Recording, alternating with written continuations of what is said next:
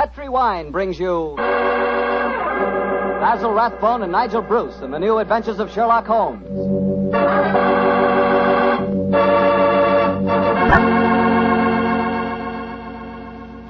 The Petri family, the family that took time to bring you good wine, invite you to listen to Dr. Watson tell us another exciting adventure he shared with his old friend, that brilliant detective, Sherlock Holmes. And say, while you lend an ear to the good doctor, you'll get a lot of pleasure out of a glass of rich, ruby-red Petri California port. Just sit back and sip that Petri port leisurely. There's a wine that's just perfect after dinner. A wine that really goes with storytelling and conversation. Petri port is as rich in flavor as it is in color. And what a flavor. Full, hearty, and delicious. Well, I can't think of a better way to express your hospitality than to offer your friends a glass of good Petri port. Serve that Petri port alone, or serve it with fruit or nuts, or with cake or sandwiches. No matter how you serve it, you can serve that Petri port proudly. Because the name Petri is the proudest name in the history of American wine.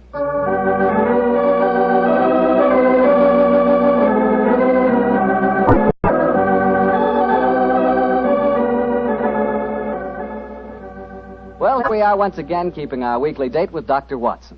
Good evening, Doctor. Good evening, Mr. Bartell. Come in and join me. As you see, the puppies have been keeping your chair warm for you. Here, shove them off. No, Doctor, I don't want to disturb them. They look much too comfortable. I'll sit over here, thanks. There's tobacco in the jar beside you, cigarettes in the box, and some excellent port on the sideboard, so make yourself at home. Thanks, Doctor. Are you all ready with tonight's new Sherlock Holmes adventure? Yes, Mr. Bartell, though I'm afraid after all these years, it's going to be a little hard for me to recapture for you the spirit of the story. Last week you told us that a band of gypsies played a prominent part in the adventure. Yes, they did indeed. And it was amid that colorful atmosphere that my story begins. It was in the autumn of 1890. My old friend Sherlock Holmes had persuaded me to leave the comforts of my domestic fireside for a few days and to accompany him to the tiny village of Bragston-on-the-Marsh in the heart of the Norfolk Fen district. What took Sherlock Holmes up there, Doctor? I'm afraid that at the time we left London, Mr. Bartell, he concealed his true purpose from me, saying only that he wanted friendly companionship and a strong right arm. Not until later did I learn that he was then on the track of one of the last clues that led to the confining of the Moriarty gang. But to get on with my story.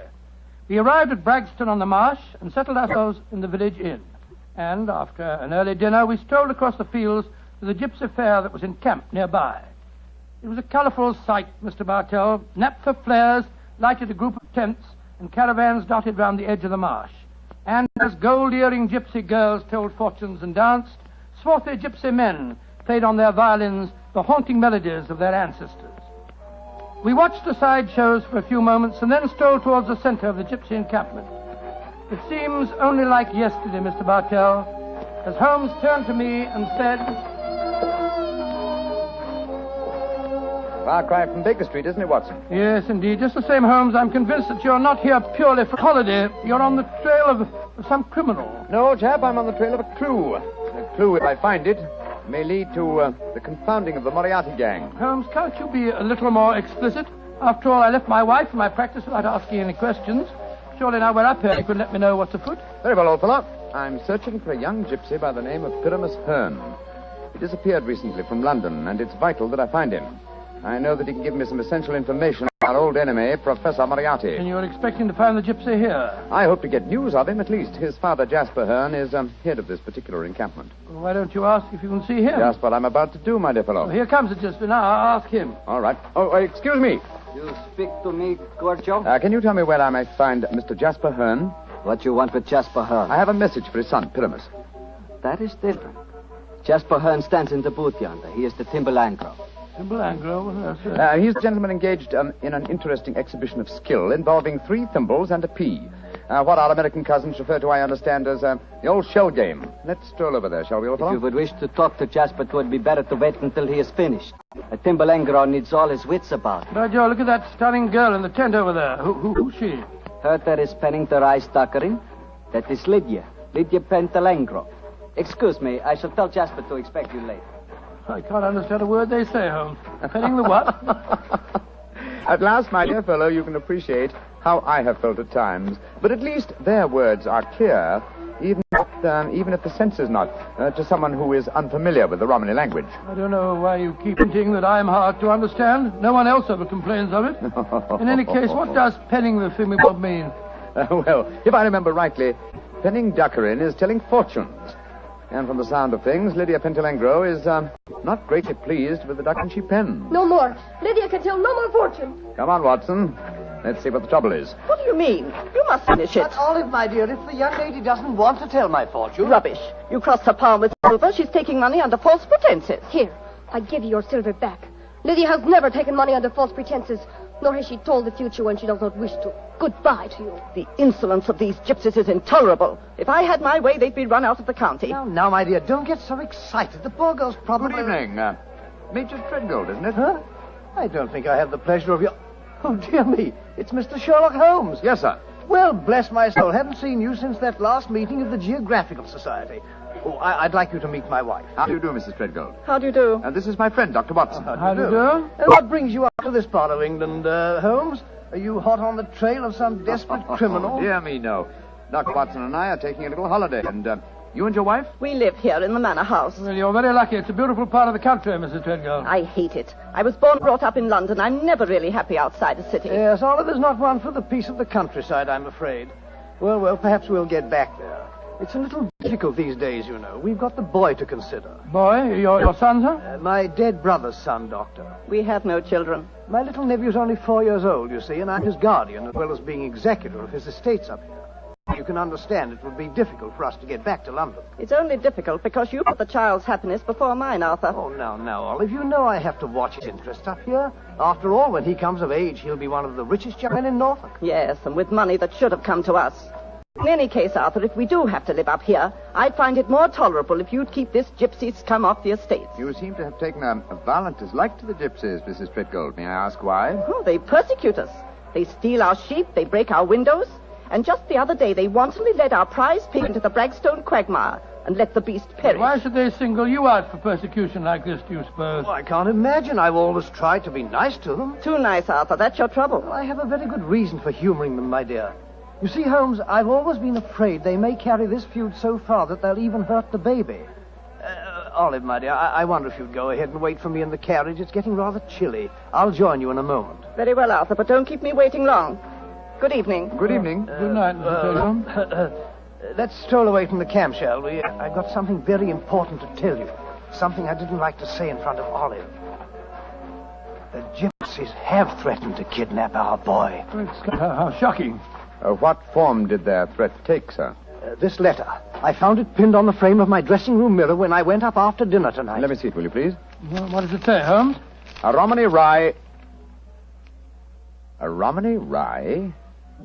Won't take your insults forever, Major and Mrs. High and Mighty. Watch out for the Treadgold heir. The Bragstone quagmire would make a nice finishing school for him. Romany Rye? What's that mean? Well, it's their own term, meaning gypsy. Mr. Holmes, what shall I do? Major Treadgold, Great heavens! That shot just missed me. Where the blazes have come from? I can't see a soul. Easily have come from behind any one of those caravans ahead of us. If you wanted direct evidence, gentlemen, this is it. That is the first open attempt on my life. Holmes, what extraordinary luck for me that you're in the neighborhood. I'll pay you any fee you name to handle this business. It seems to me that this is a job for the police. I don't want to go to them. Oh, why not, sir? Well, I'm afraid that these attacks may stem from some injustice to the gypsies committed by my late brother. If that were so, I wouldn't wish to expose the fact. I want this kept private. What do you say, Mr. Holmes? Very well, sir. I'll accept the case. It shall be kept private, and I promise to do everything in my power to protect the safety of the Treadgold heir. We are staying at the Rose and Crown in the village. Please get in touch with me if there should be any further developments. The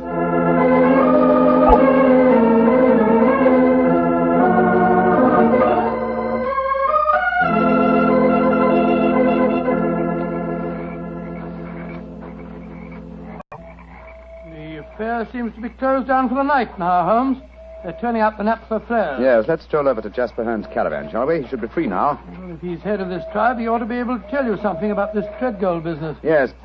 Though I shall first ask him about his son, Pyramus, the man I'm looking for. I think the fact that I know his son will inspire confidence. Here we are. This is the caravan. That girl, Lydia Petrulengo, sitting outside, the one that was telling fortune. Yes. Good evening. Who And what you want? I wish to speak to Jasper Hearn. He is not here. He's gone to the marshes. When will he be back? I do not know. You bring trouble to Jasper? No, my dear. This is a personal visit. We're not after him for being a thimble engro. Or for penning duckerin. Oh, for a Gorgio, you speak a Romany well, brother. Oh, you are a true Lavengro, master of words. Where did you learn it? From Jasper's son, Pyramus. Oh, you know Pyramus then. A fine boy. Oh, sit down on the grass, my friend. You may wait here for Jasper. He will be back soon. Thank you. Is that your violin lying on the steps, young lady? No, that is Jasper's Boschum. Jasper's Boschum, what on earth's that? That is the Romany word for violin. You play, sir? No, but my friend does. So? Oh, then take it, brother. The stars are bright. The night is warm.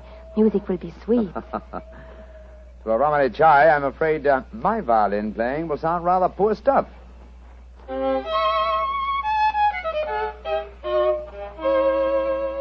Play on, brother.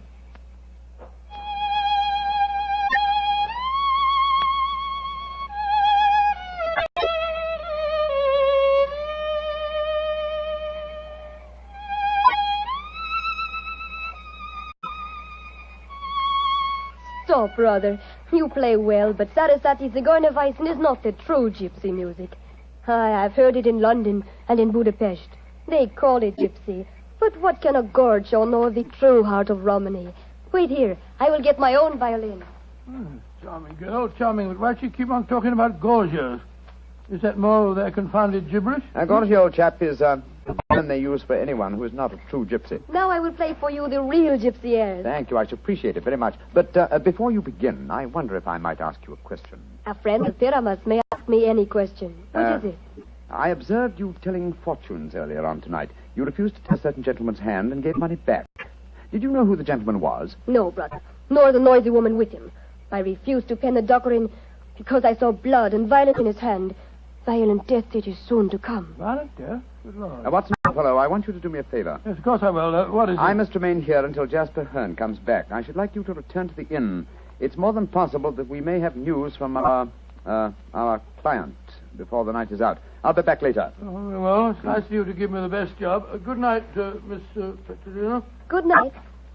And now, please play for me a true Romany air. Very well, my friend. Listen.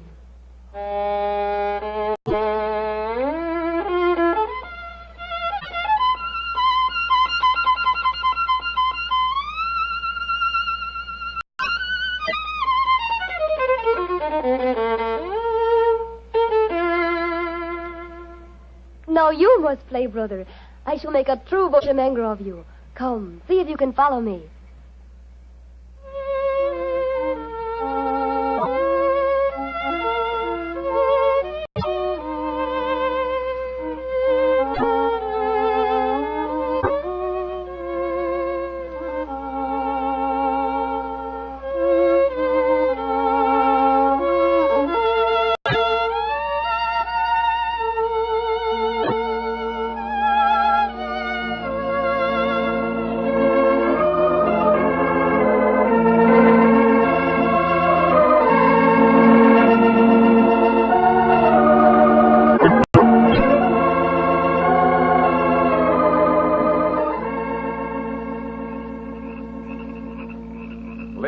You have taught him well. You have made a true Boschemengro of him. He is an apt pupil, Jasper. Well, with such a teacher, it's hard to be otherwise, Mr. Hearn.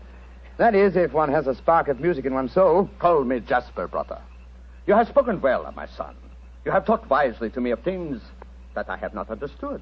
Come, we shall drink wine together underneath the stars. I shall get glasses and a flagon. Jasper has taken a great fancy to... And I to him. He's a fine man. Sherlock Holmes, Yes, Lydia? may I read your hand, brother? Why, yes, of course. A strange hand, and a beautiful one. A long lifeline, and yet I see sudden death and violence surrounding you. Now, at this moment. And in the future, I see a journey for you, across the seas, within a year. Beware of water that runs in the mountains. Near death will befall you there. More travels, more dangers. Oh, you must be careful, brother. Oh, What is it? our paths are destined to cross but once. We shall not meet after this night. That makes me sad. Oh, but we shall meet again. I shall be here for some days yet. No, It says in your hand that we shall not meet again. And a hand cannot lie. Who is this that comes toward us through the moonlight? It's my friend, Dr. Watson, I think. Yes. Hello, Watson. What's wrong? Wrong. Everything's wrong. Mrs. Treadgold's waiting in the carriage. She wants you to come at once. Indeed, why? The child has been kidnapped. Major Treadgold has gone for the police, and Mrs. Treadgold is threatening to rouse the local inhabitants and come out here and burn this camp to the ground if you don't find the You will child. tell Mrs. Treadgold to return home. She can do no good here. But Holmes... Tell her, old chap, that I have the case well in hand. But how can you have? You've been out here all the time playing your violin. Have faith in me, please, old fellow, will you? And deliver the message. Then come back here and join me, and I'll explain everything to you. Very well. I suppose you know what you're up to. Violence and trouble, brother. It is all there in your hand. Well, what must be shall be, and I wouldn't have it otherwise. But for the moment, the sky is starlit, the air is still, and the melody you played haunts me. Let's play it together again, shall we? I should like that. I should like that very much.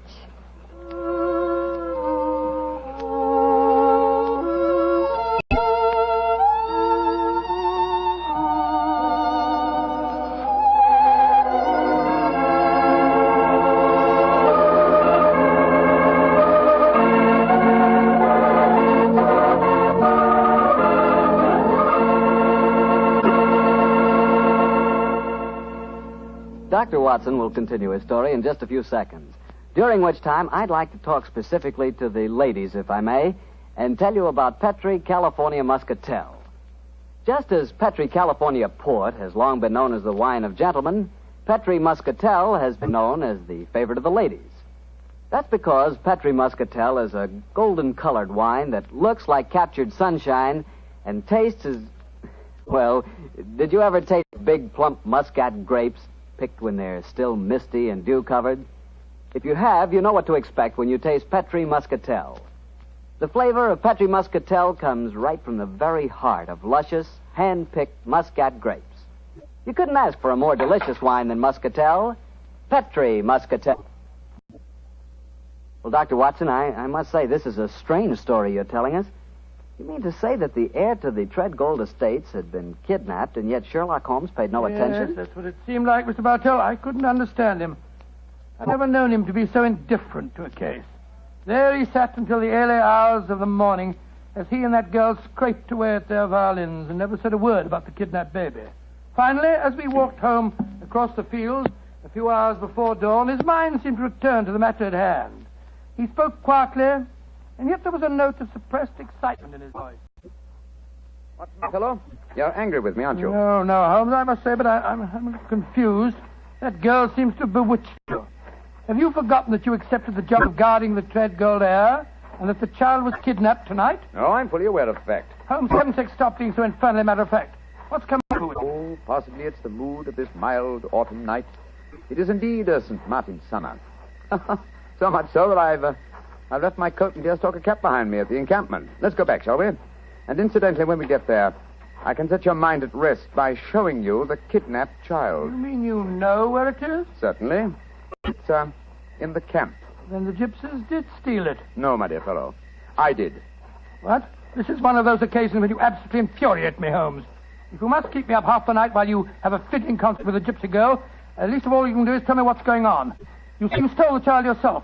In heaven's name, why? Because the threatening note to Major Treadgold was obviously a fraud. Oh, why do you say that? You will remember that the letter began, "A Romany Rye will not take your insults forever." Now, a Romany Rye, despite what Major Treadgold said, does not mean a gypsy, but a man who knows about gypsy law. It is a term no true gypsy would apply to himself. He would use the expression Romany child. So it was obvious from the beginning that no gypsy threatened the child. Now, who else had a motive for harming it? Well, Major Treadgold, because he stood to inherit the estate. Yes, or his wife. It's quite obvious. She has no liking for our present life, and the child is an obstacle to a new one. With the child kidnapped and later made away with, obviously they both stood to gain a great many of the things they wanted. Yes, by Joe, you're right. And whoever the culprit is took the precaution of pinning the blame in advance on the unfortunate gypsies by writing the false kidnapping note.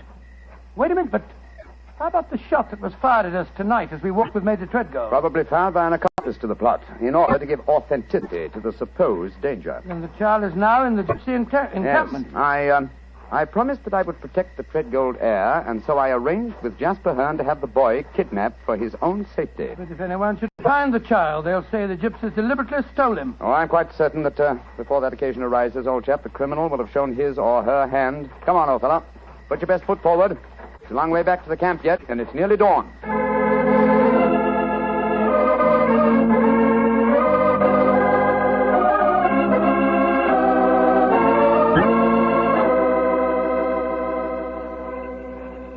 Come back, brother. You wish to spend the remainder of the night in the encampment? No, thank you, Jasper. I just came back for my cap and coat. It was so warm tonight, and I forgot about them, and I started to walk home without them. I will find them for you. Oh, we found this message for you soon after you had left. It was pinned to the door of the caravan. I do not know how it got there. I will search for your coat and cap. Another message? What does it say, Holmes? Never trust Romany Rye. Uh-huh. The same mistake again, Watson. Your plans have been betrayed. For proof, meet me at the Bragstone quagmire at dawn. It's a trap, Holmes. Obviously. We must spring it with caution. I cannot find your coat or your cap, brother. It has vanished. Vanished? May I speak to Lydia? That is a strange thing, too. Lydia has gone also. She's gone. Tell me, Jasper, did she read this note? Yes, she did. She could not help reading it. Then she, too, realized it was a trap.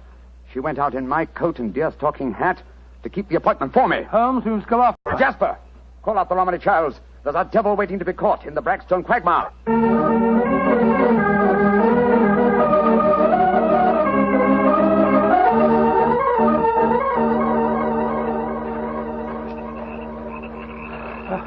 How much further to the quagmire, Jasper? 200 yards. No more. There's Lydia. There she is. And she's dressed in my deerstalking hat and coat, walking into the trap that was set for me. Lydia! Lydia! They got her. Look. She stumbled. She's fallen. I'll go to her, Watson. Jasper, get that devil who staged this fiendish plot. I've a score to settle with him. Do not worry, brother. The score will be settled. Follow me, doctor. Right you are. I'm right behind you.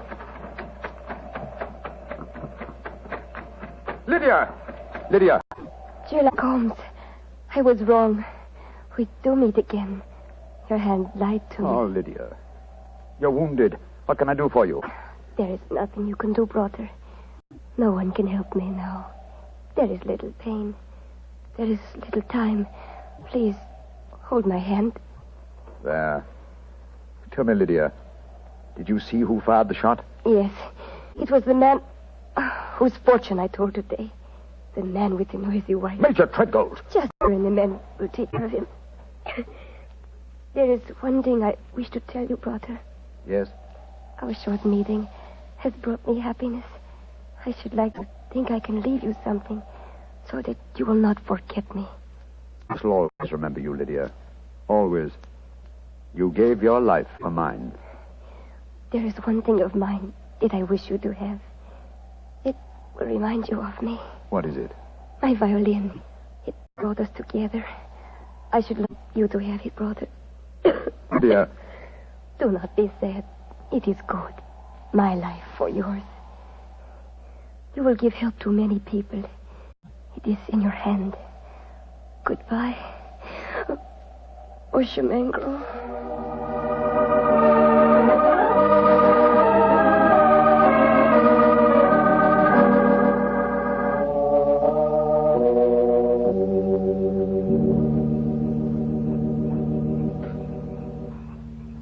Holmes, it was dreadful.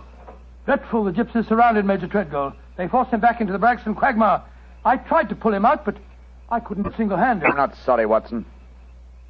Jasper, you know that Lydia is dead? Yes, I know it. The gypsies knew it, too. That is why you were single-handed, Doctor, in your attempts to save the murderer. No Romany child would raise a finger to help him. Yes, I can understand that, but great Scott, man, if you'd seen his face as the quaking mud sucked him under. Lydia's death was less dramatic, but equally moving, I assure you. Sherlock Holmes, I met you less than 5 hours ago. You have saved my tribe from a devilish plot that would have blackened their names. A plot that would have driven them from the countryside. What can I do in return? 2 things. First, tell me where I may reach your son, Pyramus. His address is in this sealed envelope, brother. Thank you. What else may I do for you? As Lydia died, she will get one gift for remembrance. And what was that gift, brother? A violin. Of course. Here it is. She told me I might become a true Boshamengro. Let's see if I can recapture the melody once more.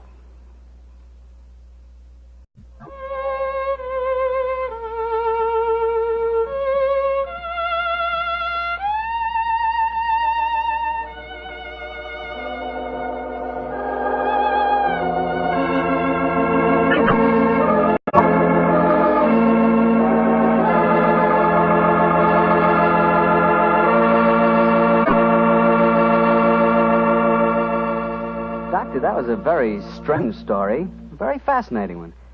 But tell me, do you really believe that gypsies can tell your fortune by reading the palm of your hand? Oh, frankly, I don't know, Mr. Bartell. Perhaps they can. Perhaps it's coincidence. And then again, maybe some gypsy women have a heightened sense of intuition.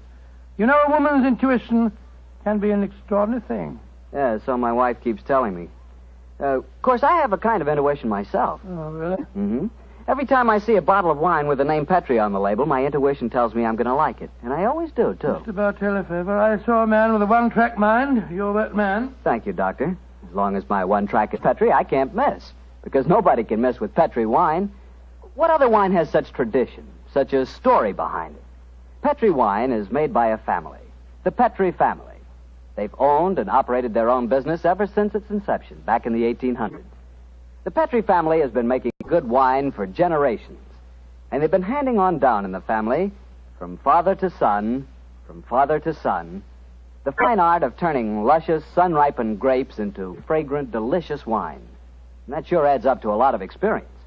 You can just bet your last dollar that no matter what kind of wine you want, when you ask for a Petri wine, you're asking for good wine, because Petri took time to bring you good wine. Well, Dr. Watson, what story are you planning to tell us next week? Next week, Mr. Bartell, I'm going to tell you of a strange adventure that Sherlock Holmes and I had in the East End of London. It concerns 5 nephews, an eccentric will, and a dead man's watch that gave us the clue to murder.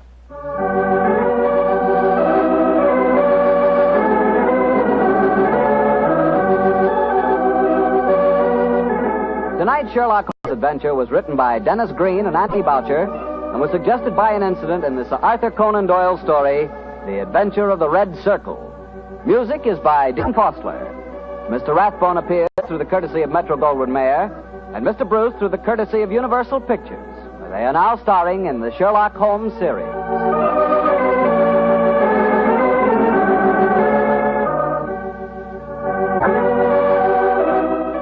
The Petri Wine Company of San Francisco, California, invites you to tune in again next week, same time, same station.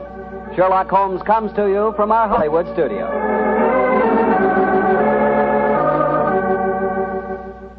This is Harry Bartell saying goodnight for the Petri family.